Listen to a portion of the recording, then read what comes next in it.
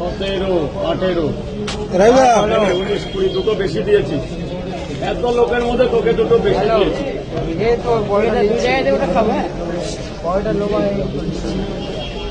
দাদা একটু চেপে দাঁড়াবে, দাদা চেপে দাঁড়াবে, দাদা আমার বাবা ধর। রাউদার পাওয়াটা কত বাকি? বড়টা হাফ মতো হয়েছে, হাফ এখনো বাকি আছে। আচ্ছা, আর আজকে রবিবারের বাজার তরকারি কয় জায়গা?